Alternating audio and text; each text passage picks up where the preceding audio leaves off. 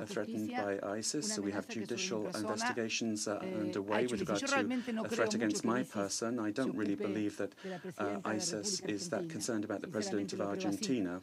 I just tell you honestly, dicho que me han amenazado, que van a atentar contra mi vida, es mi amistad con el Papa Francisco y el hecho de que reconozco y propugno la existencia de dos estados, el Estado de Palestina y el Estado de Israel, para que puedan convivir pacíficamente. Yo he notado acá algunas preguntas que me surgen, porque también en el interregno de todo esto había aparecido Saddam Hussein con armas químicas en Irak, con el cual se libró una batalla, finalmente se terminó con Saddam Hussein. Luego Irak se fue complicando cada vez más. Y es como que el mundo se va complicando cada vez más y que el escenario que teníamos el año pasado, donde parece ser que lo más importante era Irán y su amenaza nuclear, ahora ya ha dejado de ser esto y ha pasado a ser el ISIS, unos nuevos terroristas que no sabemos quién les compra el petróleo. No sabemos quién le vende las armas, no sabemos quién los ha entrenado, porque obviamente manejan recursos económicos, manejan recursos armamentísticos, manejan recursos de difusión francamente cinematográficos,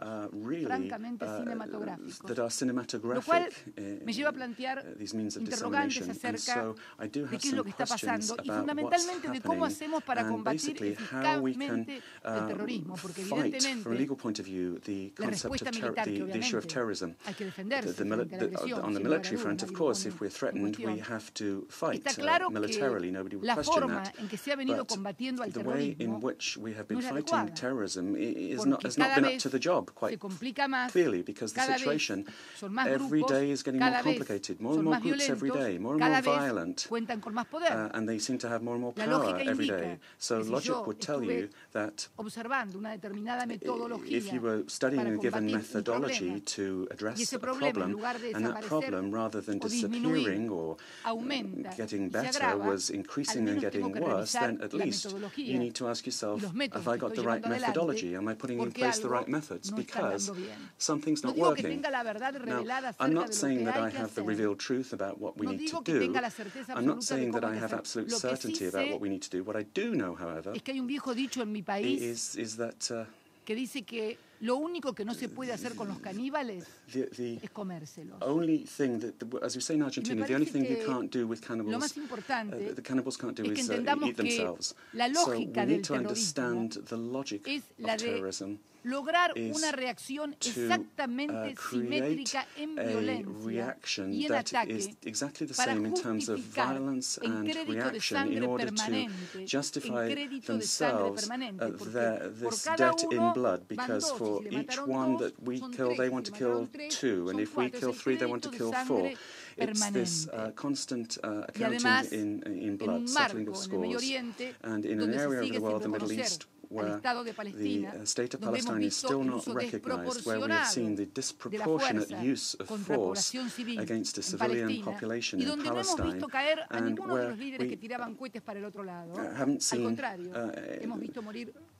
people on the other side dying from those rockets. However, we've seen old people, men, women and children dying in Palestine. And this increasingly is fueling, I say, increasingly fueling these groups. So in addition to this resolution, which we approve and we agree with, and we want to assist in its implementation, but I think it would be cynical if I were to tell you here that we've got the right methodology. I think that the situation in the Middle East is just getting more and more complicated. And as a member of the G20 last year in St. Petersburg, it was in November, I think. It was in November.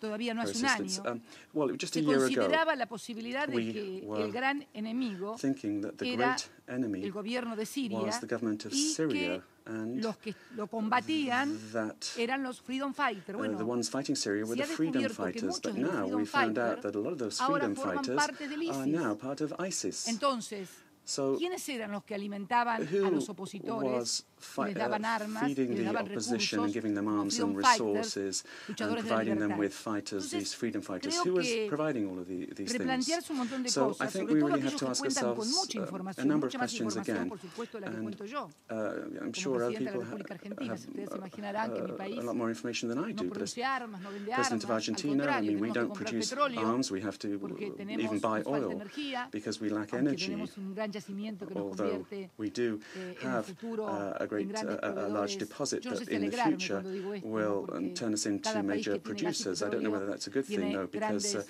all those countries problemas, that do have oil pero seem to lo have cierto big es problems que that go with the oil. But somos un país que what no is produce true armas, is that somos we un don't país produce que weapons. compra energía, We have to somos buy un our país que no energy. cuenta con toda la We información que are not a cuentan las country grandes that has all of the potencias, intelligence that the pero great muchas superpowers veces have. creo But que very además de often, I contar con think, in información, addition to having hay que information, entender lo you que have pasa en cada to sociedad, en cada understand what's pueblo, happening in each society y tratar de amongst ver each cuáles people son los and instrumentos try to más understand what adecuados the para most adequate combatir instruments are en to serio al terrorismo, porque seriously no sería combat nada terrorism, extraño because que el año que viene, I wouldn't be el surprised año at all if next 2015, year in haya 2015 desaparecido el ISIS ISIS has y haya disappeared aparecido and cualquier otro some grupúsculo de other algún nombre extraño, group with con another actitudes strange todavía name más has virulentas y appeared más that's even violentas. more Bueno, violent.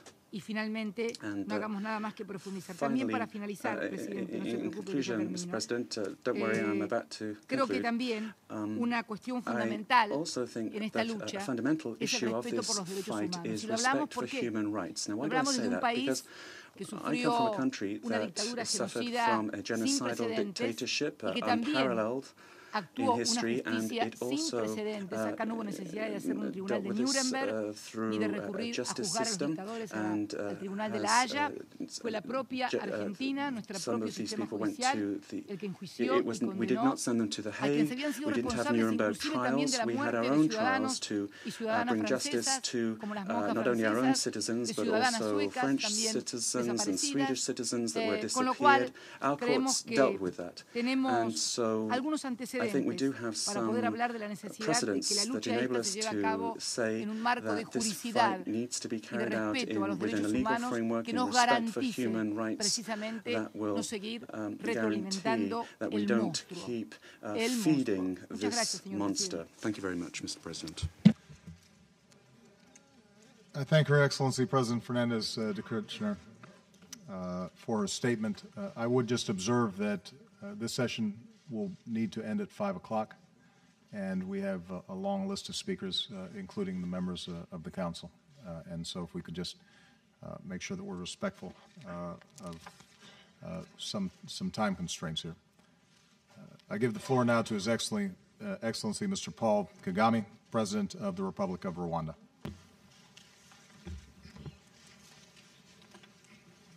President Obama, thank you for calling and chairing this very important meeting. Excellencies, heads of state and government, Secretary General of the United Nations, distinguished ladies and gentlemen. Terrorism has been a reality in Africa and across the world for decades, and it continues to be. In some regions, that has even been getting worse. Another reality is that we can and must defeat these violent extremists and terrorists through concrete actions and cooperation. 1 year ago this week, as we know, we remember the attack on the Westgate Mall in Nairobi that claimed dozens of lives. The resolution which we have just adopted is therefore an unfortunate necessity. Additional measures to disrupt travel and terrorist financing are important, and we will continue to do our part. Above and beyond that, wherever atrocities are being committed, the first priority is to halt them. Only then can efforts to address the root causes be effective. Terrorism is not caused by religion or ethnicity or even poverty, but misguided politics and false beliefs. in order to build resilience to extremist narratives, people, especially the young ones, must feel they have a stake in their country. Thus, we fully endorse the call for a broad-based approach to combating violent extremism. In Rwanda, we still face acts of terrorism driven by the ideology of genocide. We have responded with force where necessary, but more importantly, we have remained committed to building inclusive and accountable institutions and systems. In particular, it is essential that those who renounce violence can be accommodated. The Rwanda Demobilization and Reintegration Program, a partnership with the United Nations and the World Bank, has provided tens of thousands with a pathway out of extremism. This resolution reflects a consensus that terrorism is an urgent problem for the entire world. We stand ready to work together to make sure that with others we address this challenge. I thank you, Mr. President. I thank His Excellency President Kagame. I give the floor to His Majesty King Abdullah bin al-Hussein, King of the Hashemite Kingdom of Jordan. Thank you, Mr. President. Bismillah ar-Rahman ar-Rahim. First, let me thank President Obama for his leadership on this issue, and Jordan can be counted on to play our part. We need to shut down the sources of extremist support and push back and defeat these groups. This demands a coalition of the determined, one that can combat the threat with consistency and resolve. Allow me to salute the partnership that is gearing up.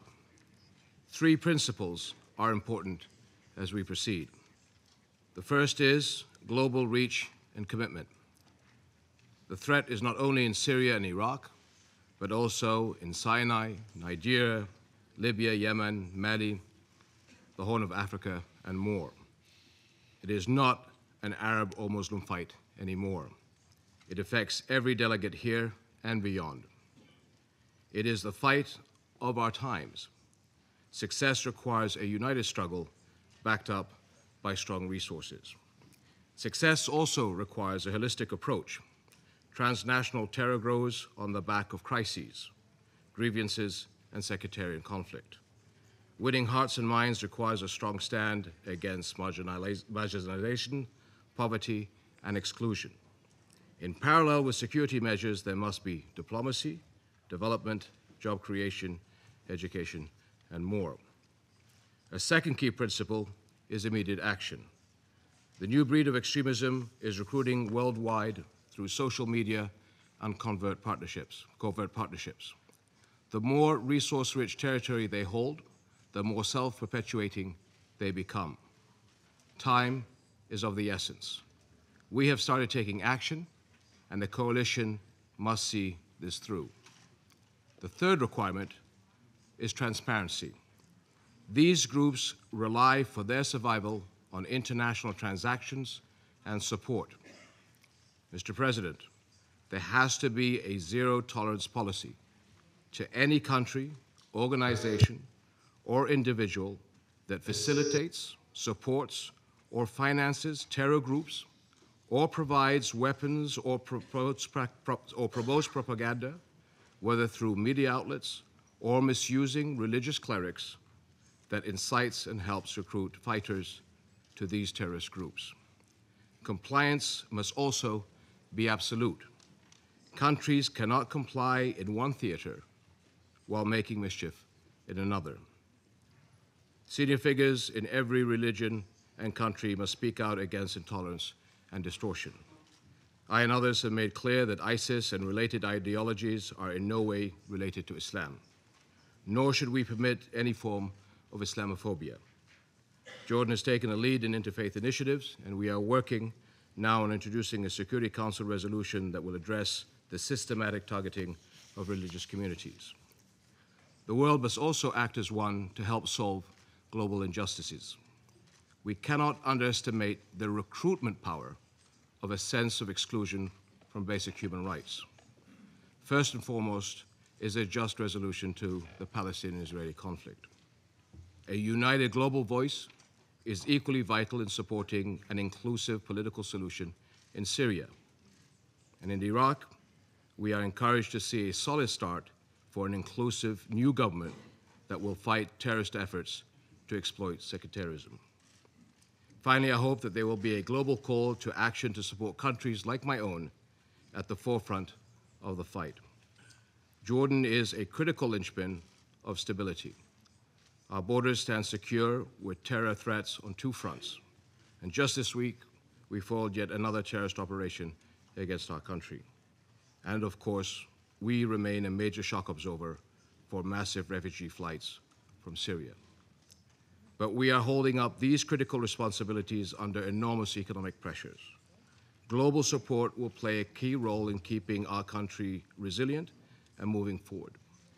Jordan also seeks a renewed push to get promised refugee assistance flowing for all host countries and communities and inside Syria itself. Thank you, Mr. President. I thank His Majesty King Al Hussein for his statement. I next give the floor to Her Excellency Ms. Michelle Bachelet, President of the Republic of Chile. Mr. President, I thank the United States in their initiative to organize the Security Council debate on foreign terrorist fighters. This growing and alarming phenomenon is linked to one of the most serious threats to international peace and security, terrorism, a phenomenon which cannot be associated with any religion, nationality, ethnicity, or civilization. Because of the atrocities committed by terrorist groups such as Boko Haram, the Islamic State of Iraq, and the Levant, ISIL, and the Al-Nusra Front, comprising a large number of foreign terrorist fighters, we must take both urgent and preventative measures in the long term to deal with this international threat. The participation of such fighters on an unprecedented scale is aggravating the conflicts, the humanitarian, social, and economic crises and human rights violations. The response of the members of the United Nations, and in particular of the Security Council, must be timely and effective, devising suitable strategies and mechanisms to prevent foreign terrorist fighters from leaving their countries, crossing their borders, and preventing their access to financial resources for their activities. The adoption of the resolution today responds to this necessity. It is vital that we act on many fronts at the same time. The role of international cooperation at all levels is decisive. Without it, any strictly national effort will be in vain. Actions are also required at the regional and global level between our various financial and intelligence services, as well as good practices in preventing terrorism. We also feel that international cooperation is key to prevent impunity for those that are responsible for terrorist acts. And we would call here upon member states to strengthen these mechanisms for cooperation. We also support the work that has been done by the Security Council Sanctions Committee 1373, and we urge these committees to continue working closely with all member states. The democratic development of our countries requires us to deal with terrorist threats decisively and to be alert to new manifestations of this phenomenon. In order to have permanent and legitimate achievements, we must deal with it in all of its social complexity, taking into account the 3 UN pillars: peace and international security, sustainable development, and the strict respect for human rights. Only in this way will we achieve lasting and legitimate results which will be fully supported by our societies. The counter-terrorism measures adopted by states must respect rigorously the rule of law and comply with the obligations derived from human rights law and refugee and international humanitarian law in the UN Charter. We need to apply timely and effective coercive measures carried out in accordance with international law. But that's not enough. As others, very many here, have said that spoken before me, we must attack the underlying causes. And one of the most effective tools to do this includes strengthening the democratic culture, education, elimination of inequalities, and work with the most disadvantaged groups of society. In other words, greater social integration and inclusion in our societies. This is undoubtedly a long-term endeavor of prevention convention on which we must embark without delay. Chile has ratified the 14 international conventions that make up the United Nations legal framework for efforts to combat terrorism, and in addition, we have supported key resolutions in this area in this Council. We also reaffirmed our commitment to the United Nations Global Counterterrorism Strategy, supporting efforts to combat and prevent this scourge, because we are convinced that there can be no reason or context that can excuse or justify acts of terrorism.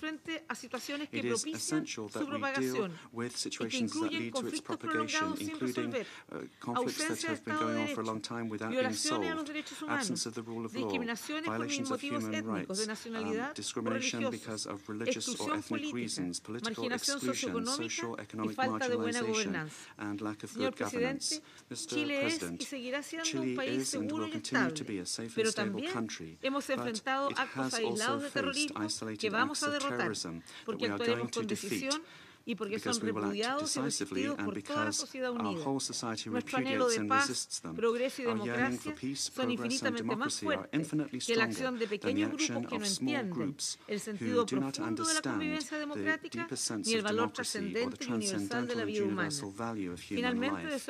In conclusion, I should like to express my country's solidarity with the victims of terrorism and their families, especially women and children. Chile will continue to support efforts to combat international terrorism and to promote the human rights of all individuals, thus contributing to the peace, stability and development of our peoples. Thank you very much, Mr. President. I thank Her Excellency President Bachelet for her statement. I give the floor now to Her Excellency Ms. Park Geun-hye, President of the Republic of Korea.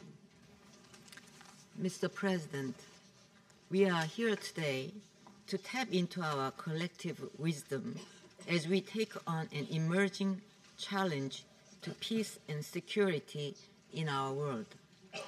ISIL and terrorist fighters from around the globe are endangering Iraq. This isn't simply a threat to one country or one region. It affects us all.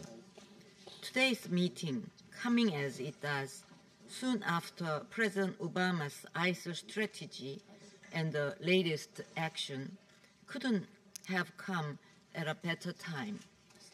9/11 brought the fight against terrorism to the top of the global agenda, a cause that this Council has been key to advancing. For Koreans, ISIL's brutal slaughter of innocent people is an appalling reminder of a similar fate that befell our own citizens 10 years ago. There can never be any excuse for trampling the norms of humanity and the random killing of women and children. They go against what Islam stands for, what civilization stands for, and what humanity stands for.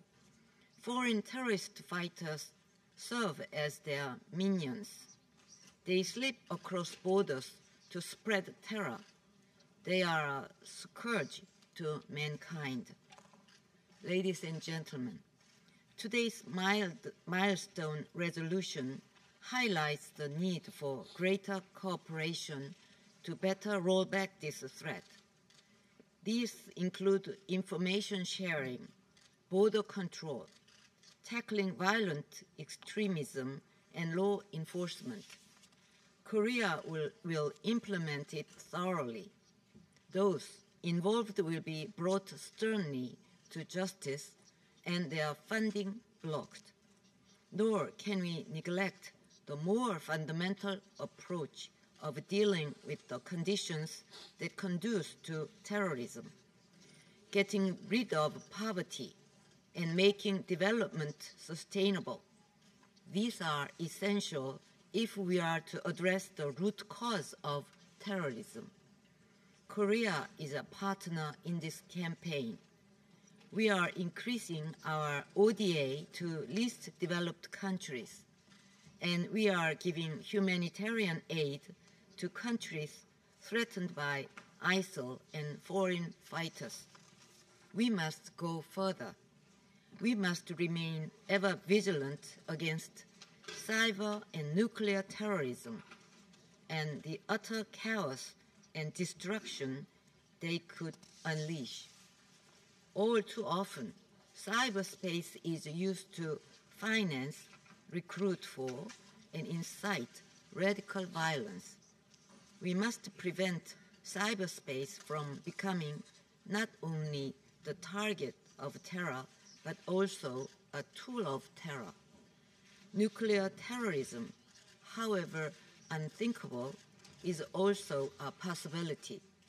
The post-9/11 world has already seen terrorist groups seeking nuclear materials. This is why international efforts to prevent nuclear terrorism must be stepped up. I wish to acknowledge in this regard President Obama's leadership in proposing a summit on nuclear security 5 years ago in this very chamber. Today, the global regime for nuclear security is getting stronger, thanks to summit meetings in Washington, in Seoul, and in The Hague. In the same vein, may this meeting today help rally our collective resolve, and may it kickstart concrete international actions against the new scourge of foreign fighters. The fight against faceless, nameless terrorists without borders won't be easy, but we also know that terrorizing human dignity and humanity is a strategy that is doomed to fail. 7 decades ago, the founder of the UN defeated the totalitarian threat and envisioned a world of peace, a world that puts humanity first. This council is a guardian of our rights and dignity as humans. It must meet head-on the challenge of violent extremism and foreign fighters who spread it. And in the effort to stem this threat, you will always find in Korea a committed partner. Thank you. I thank Her Excellency President Park for her statement. I give the floor to His Excellency Mr. David Cameron, Prime Minister of the United Kingdom of Great Britain and Northern Ireland. Thank you, Barack. The conflict in Iraq and Syria is shocking the world with its barbarity. The cruelty that is being meted out, beheadings, eyes being gouged out, rape, is horrific. It is literally medieval in its character. The appalling murder of the French citizen Hervé Gordel is the latest horror, and the French president and the French people have all our sympathies. But one of the most disturbing aspects is how this conflict is sucking in our own young people from modern, prosperous societies, and the threat to our security from foreign fighters is far greater today than it's ever been in previous conflicts. And I pay tribute to President Obama for his personal leadership on this critical issue. It is an issue that affects us all. The overall figures have been given, but let me say that from my own country, it is 500 of these fanatics have gone to Syria and Iraq. And the shocking murders of James Foley, Stephen Sotloff, and David Haynes by a fighter with an apparent British accent underlines the sinister, direct nature of this threat. British people are sickened that a British citizen could be involved in murdering people, including a fellow British citizen who had gone to Syria to help people in this way. It is the very opposite of what our peaceful, tolerant country stands for. So we need a response that involves every part of government and society and every country involved in the widest possible international coalition. There are no easy answers or quick fixes, and I believe we'll be dealing with the effects of this threat for years. Because as has been said, this is not just about ISIL, it's about Al-Shabaab, it's about Boko Haram, it's about Al-Qaeda. Everywhere there is conflict, everywhere there is poor governance, the poisonous narrative of Islamist extremism has taken hold. But I believe there are 3 things that we can do. First, we must reinforce our counter-terrorist efforts to prevent attacks and hunt down those who are planning them. For our part in the United Kingdom, we're introducing new powers to strengthen our ability to seize passports and stop suspects from travelling, to allow us to temporarily prevent some British nationals getting back into the country, to ensure that airlines comply with our no-fly lists and security screening arrangements, and to enable our police and security services to apply for stronger locational constraints on those remaining in the UK but who pose a risk. But second, and I believe crucially, we must defeat the poisonous ideology of extremism that is the root cause of this terrorist threat. Yes, there are the websites and the preachers of violence and violent extremism, and of course those must be taken down. But as the evidence emerges about the backgrounds of those convicted of terrorist offences, it is clear that many of them were initially influenced by preachers who claim not to encourage violence, but whose worldview can be used as a justification for it. And we know what this worldview is. The peddling of lies, that 9/11 was a Jewish plot or the 7/7 London attacks were staged. The idea that Muslims are persecuted all over the world as a deliberate act of Western policy. The concept of inevitable clash of civilization. We must be clear that to defeat the ideology of extremism, we need to deal with all forms of extremism, not just violent extremism. That means banning preachers of hate from coming to our countries. It means prescribing organizations that incite terrorism against people at home and abroad.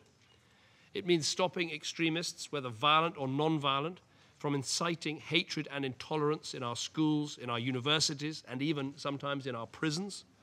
In other words, firm, decisive action to protect and uphold the values of our free and democratic societies. And as has been said, we need to provide an alternative narrative, particularly for these young people. I was particularly struck by what you said, Secretary General, that missiles can kill terrorists, but governance can kill terrorism. And we have to say again and again that this has nothing to do with the religion of Islam, a religion of peace. And we need Muslim country after Muslim country and Muslim leader after Muslim leader to speak out, as the King of Jordan did so clearly today, condemning these people that say they speak in the name of Islam when they do no such thing. Third and finally, as well as the action we each take individually in our own countries, we must do much more working together to defeat this threat.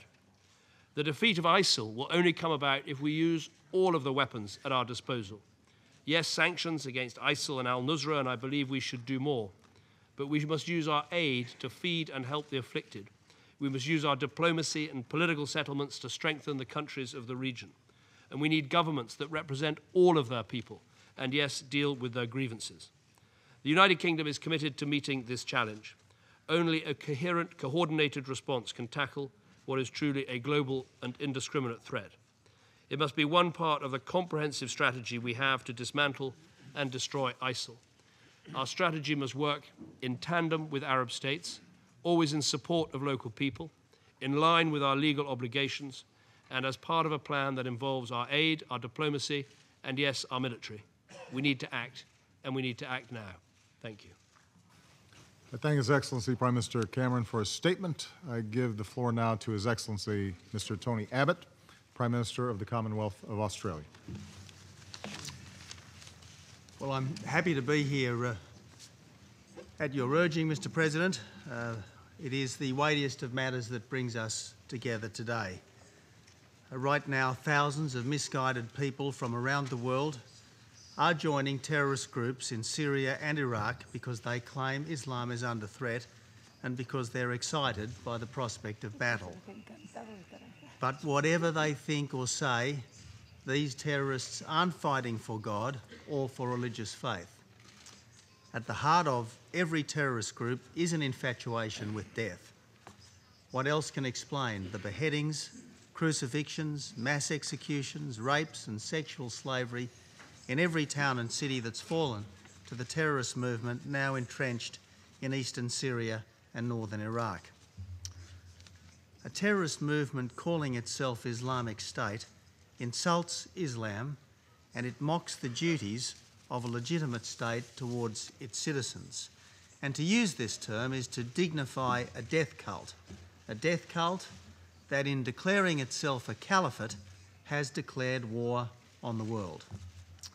So countries do need to work together to defeat it, because about 80 nations have citizens fighting with ISIL, and every country is a potential target. Last week, an Australian operative in Syria instructed his local network to conduct demonstration killings. And this week, an Australian terror suspect savagely attacked 2 policemen.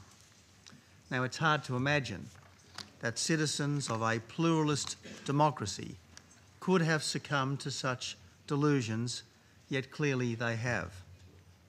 The Australian government will be utterly unflinching towards anything that threatens our future as a free, fair and multicultural society, a beacon of hope, an exemplar of unity in diversity.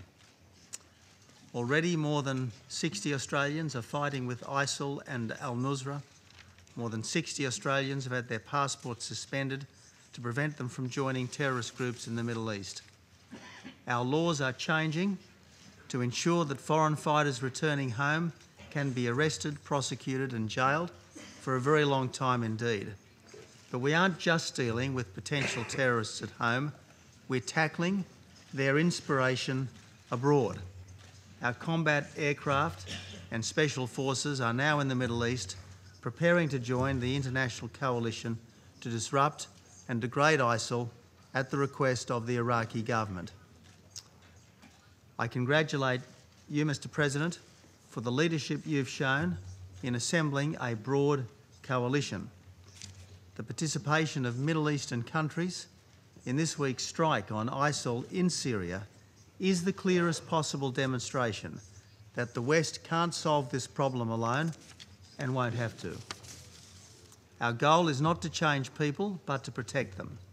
It's not to change governments, but to combat terrorism.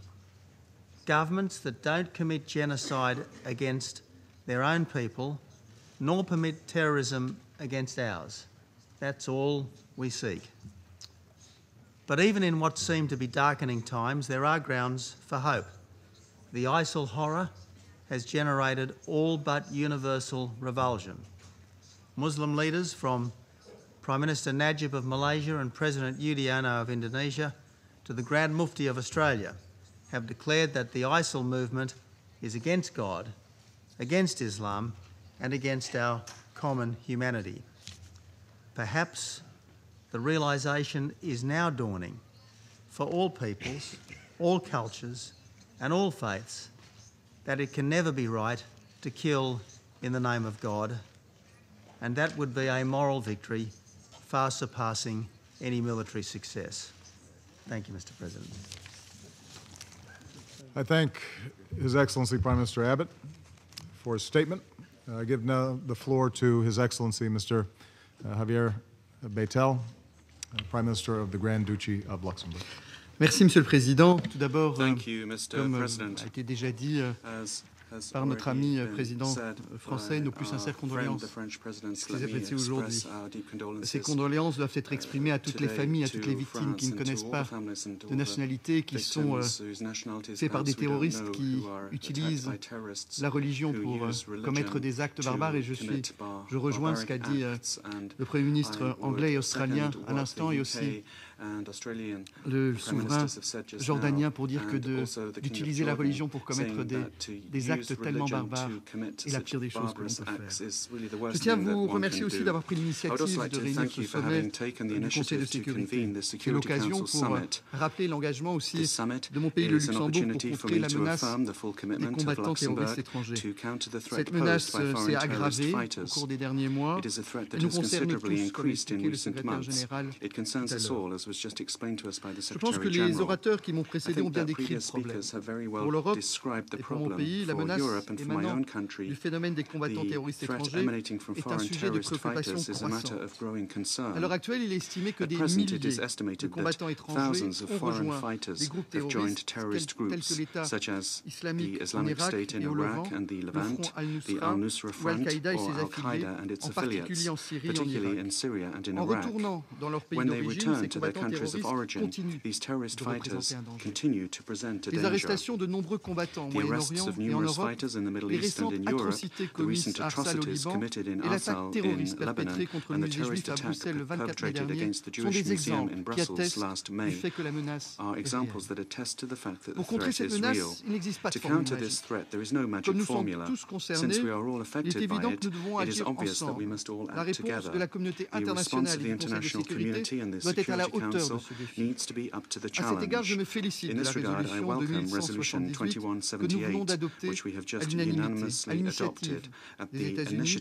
Le Luxembourg s'est fait un honneur de s'en porter co-auteur. En termes d'actions menées, je vois trois priorités. D'abord, nous devons intensifier nos efforts visant à prévenir la radicalisation pouvant conduire au terrorisme et à lutter contre l'extrémisme violent. Pourquoi et comment un jeune sans histoire hier peut-il devenir un terroriste demain? En Europe, un réseau de sensibilisation à la radicalisation a été mis en place par la Commission européenne, en suivant une approche basée sur l'appui aux communautés locales. Ce réseau relie les personnes en contact direct avec les individus ciblés ou de groupes vulnérables de la population afin d'échanger les expériences et les bonnes pratiques des uns et des autres.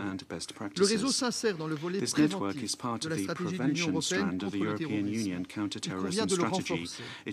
C'est là un travail de longue haleine. long-term effort which we intend to pursue, including when Luxembourg assumes the presidency of the Council of the European Union during the second half of 2015.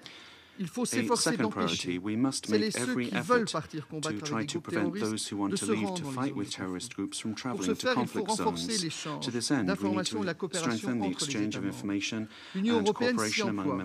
Il faut aussi une législation suffisamment robuste, qu'elle soit en place pour que les combattants terroristes étrangers puissent être effectivement poursuivis et traduits en justice à leur retour.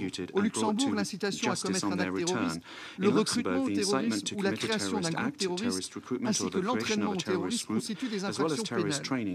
Mon gouvernement est déjà en train d'œuvrer à une mise à jour du code pénal afin qu'il tienne aussi pleinement compte de la menace des combattants terroristes étrangers conformément aux dispositions de la résolution que nous venons d'adopter. Troisième priorité, il faut redoubler d'efforts pour tarir les sources de financement des combattants terroristes étrangers. En tant que centre financier international, le Luxembourg est conscient de la responsabilité particulière en la matière.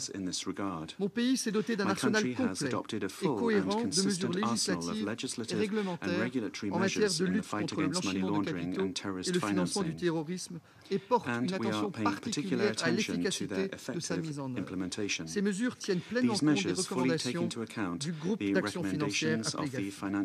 Monsieur le Président, je conclurai en soulignant un point qui me paraît essentiel. Le respect des droits de l'homme et des libertés fondamentales et la primauté du droit doivent faire partie intégrante de notre stratégie contre le terrorisme si nous voulons aussi qu'elle atteigne son but. Toutes les mesures que nous prenons pour contrer la menace des combattants terroristes étrangers doivent respecter le droit international des droits de l'homme, le droit international des réfugiés et le droit international humanitaire. À défaut, nous ne ferions que nourrir le sentiment d'injustice et d'impunité qui alimente la radicalisation et la propagation du terrorisme. This morning, before the General Assembly, dear President Obama, you asked the world to join in the fight against the Islamic State in Iraq and the Levant. Faced with these killers who have no regard for our human values and do not hesitate to recruit children for their dark cause, we must stand fast and in upholding the values upon which the United Nations have been founded. Thank you for your attention. Thank you, His Excellency Prime Minister Beitel, for your excellent statement. I now give the floor to His Excellency Mr. Sergei Lavrov, Minister of Foreign Affairs of the Russian Federation. Thank you, President. Dear colleagues, ladies and gentlemen, terrorism is strengthened through its can be strengthened ideologically and logistically. It's flexing its muscles due to linking up with transboundary organized crime. It's fueled by drug trafficking and seized oil fields and extremist ideas, including on a faith and ethnic basis. Terrorism penetrates the fiber of regional conflicts. ISIL and the Al-Nusra Front and other terrorist units, groups have long come of age in the Middle East. They have acquired additional capacities for their criminal activities in the conditions where, not without assistance from outside, there is a weakening of state institutions, and due to the support of varying outside sponsors, having gained in strength, extremist groups jeopardize the future of entire states, as is clearly seen from Iraq, Syria, Libya, and Lebanon, Yemen, Mali, and the Central Republic are being hit. Russia has consistently advocated building up international cooperation to curb terrorism in any form and abandoning double standards and dividing terrorists into good and bad terrorists. We need all states to consciously implement the resolutions and decisions of the UN Security Council that call for ending incitement to terrorism and close off all channels of illegal oil trafficking and establish sanctions against the Taliban and Al-Qaeda, and also that prohibit the dissemination of weapons from Libya. We supported the resolution 2170 that is aimed at ratcheting up sanctions pressure on terrorists that are operating in Syria and Iraq. These examples reaffirm the ability of the Security Council to agree on fundamentally important issues and to take agreed decisions relying on the UN Charter. После интервенции в Ираке, бомбежек Ливии, поддержки извне экстремистов в Сирии серьезно обострилась проблема иностранных террористов, боевиков, воюющих в рядах террористических организаций во многих странах Ближнего Востока, Африки, в афгано-пакистанском приграничье. Здесь необходим комплексный подход, охватывающий финансовую, административную, социальную, идеологическую составляющую данной проблемы и обеспечивающий уважение суверенитета всех государств. Мы поддержали инициативу американского представительства в Совете Безопасности о том, чтобы принять резолюцию, нацеленную на перекрытие кислорода для любой активности иностранных боевиков-террористов. Хотели бы вместе с тем предостеречь от искушения сузить проблему, потому что исламское государство с его бесчеловечной идеологией и омерзительными казнями журналистов совсем не единственная угроза для региона. Требуется всеобъемлющее рассмотрение проблемы терроризма во всех его измерениях на пространстве Ближнего Востока и Северной Африки. Предлагаем созвать под эгидой ООН представительный форум с участием стран региона, Африканского союза, Лиги арабских государств, постоянных членов Совета Безопасности, других заинтересованных сторон. Повестка дня форума должна затрагивать и застарелые конфликты, главным из которых остается арабо-израильский. Именно неурегулированность палестинского вопроса на протяжении многих десятилетий является, по широко распространенному мнению, одной из основных причин, позволяющих террористам получать моральную поддержку и вербовать все новых и новых членов в свои ряды. Призываем обратить взор на глубинные корни проблем региона, избегать реагирования исключительно на их симптомы. Будем готовы сотрудничать на равноправной основе, начиная с честного совместного анализа ситуации. Как возникла эта проблема и как выбираться из этого хаоса. Благодарю за внимание. I thank His Excellency Minister Lavrov for his statement. I now give the floor to His Excellency Mr. Wang Yi, Minister of Foreign Affairs of the People's Republic of China. Mr. President, China supports the convocation at the initiative of the United States of the UN Security Council Summit on Terrorism, as well as the resolution adopted by the Security Council today. This resolution, which reflects the common will of the international community, should be implemented effectively and in a comprehensive and balanced manner. Mr. President, terrorists defy the fundamental human rights and challenge the bottom line of human civilization. As such, they are the common enemy of all mankind. 13 years ago, Al-Qaeda launched the 9/11 attacks in this very city. The incident shocked the entire world and took away over 3,000 innocent lives.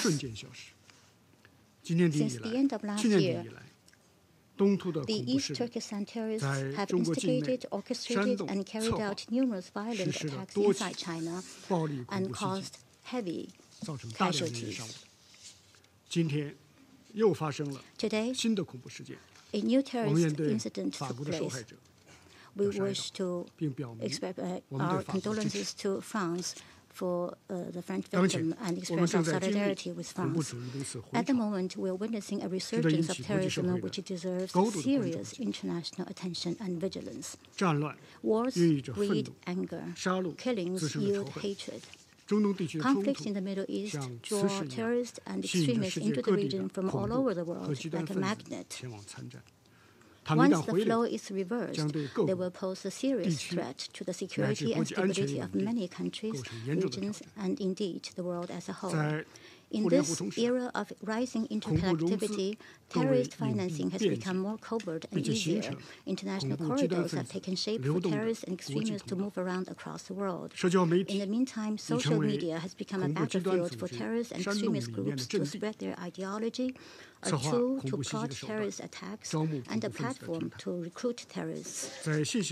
With progress of information technology, some young people are susceptible to extreme ideas and demagoguery by terrorist forces. We must stay alert, for terrorist organizations and extremist ideologies are competing with us for our future generations.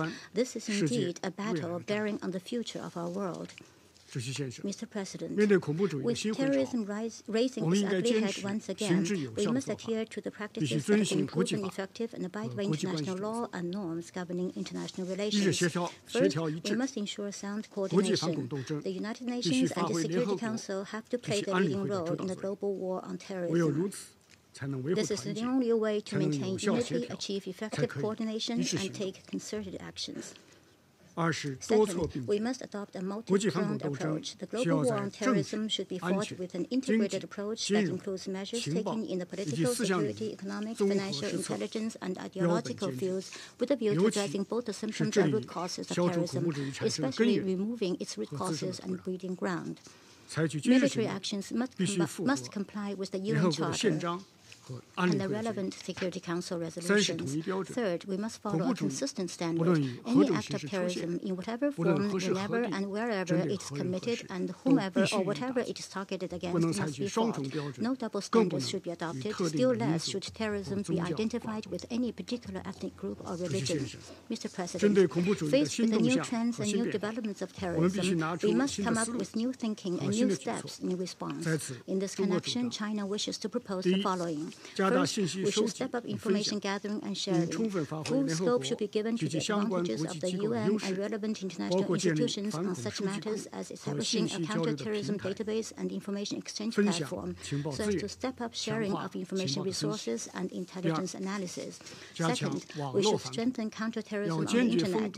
Resolute measures should be taken to stop the use of social media to spread extremist ideas, especially the releasing of audio and video materials of violence and terror. Internet companies and operators should exercise self-discipline. To this end, it is imperative to formulate as soon as possible a code of conduct for the global cyber industry. China will host the symposium on countering terrorist use of the Internet within the framework of the Global Counterterrorism Forum in Beijing later this year. Third, we must block the channels of terrorist movement and financing of terrorism. All countries, particularly those adjacent to ongoing conflicts, ought to fulfill international obligations for effective border control. We must enhance cooperation in financial regulation, crack down on illegal underground banking activities, and block terrorist financing. Fourth, we should promote de-radicalization while taking actions in accordance with law to crack down on and outlaw venues and personnel that are engaged in advocating and spreading extremism. We should protect normal religious activities, promote public awareness, and give greater play to the role of local communities, thus injecting more positive energy in society. The UN should sum up the useful experience without delay and promote the best practices around the world. Mr. President, the Middle Eastern countries are on the front line of the war on terrorism. It is extremely important for these countries to work in unity and coordination and to put aside their differences. China firmly supports the regional countries in their counterterrorism activities. We support Iraq in enhancing its counterterrorism capacity building, and we stand ready to strengthen our cooperation with every practice, intelligence sharing, and personnel training. We will provide 60 million RMB of emergency humanitarian assistance to Iraq, including its Kurdish region. Mr. President, confronted with terrorism, all countries have found their destinies bound together. We have no choice but to work together to address this common threat. China has resolutely opposed all forms of terrorism and will continue to stand firm and participate in international cooperation against terrorism. In the face of justice and unity, terrorism has no place to hide and will be thoroughly defeated. Thank you. I thank His Excellency, Minister Wang, for his statement. Two matters I want to